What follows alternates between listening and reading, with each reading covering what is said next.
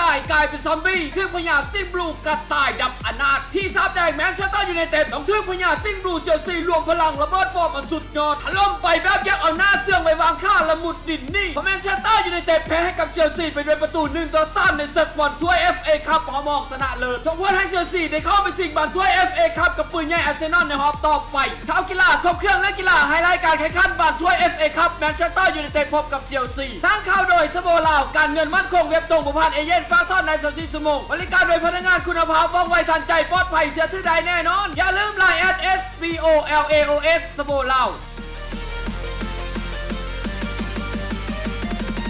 จังหวะนี้เป็นลิเซียนพาบันขึ้นมาแล้วยิงโอ้โหก็เป็นประตูกูบอกให้เข้าเดเกอาบอกมาเห็ดหน้ารอเลยที่เซฟลูกนี้ได้เดเกอามือตามมาเบิ้งจังหวะนี้เป็นอัสเปริตกัวตาเปิดมาโคสโลซอฟโอ้ปันหลุดขาดออกไปยังลงเลยน่าเสียดายเลยตอนนี้แมนยูในลูกฟรีคิกโรนัลยิงเข้าไปโอ้โหความแห้งหมดเธอได้ความไวซ้ำห้อยทาอดได้ประตูเลยเมสันเมาพาบอลมาทางด้านซ้ายใหญ่เข้ามาทางไหนโคสุมาโมโอ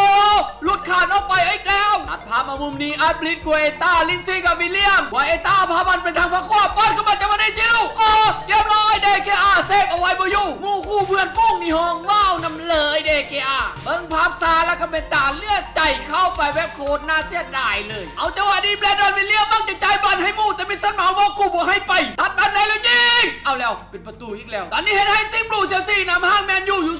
2-0เกียบลุ้นกันต่อมาพ่อจะอยู่พ่อจะไปแต่ลูกนี้แฟนพี่ต้องนำตาไล่เพราะเดเกอาเซฟไว้บอยู่ผู้บริหารเสามันไปอีกแล้วจังหวะนี้แมนยูฟอดขึ้นมาแลดฟอร์ดนำบอลขึ้นมาแล้วลอดแฟดแลดฟอร์ดเพราะว่าจังหวะนี้จะยิงได้หรือเปล่าหลุดเสาออกไปซ่องเสาอย่างน่าเสียดายเพราะตาไม่น่านี่เดินแต่ห้องโอ้ยเสียดายเด้อลองซอบอลมาเข้าในชิลูโอ้โห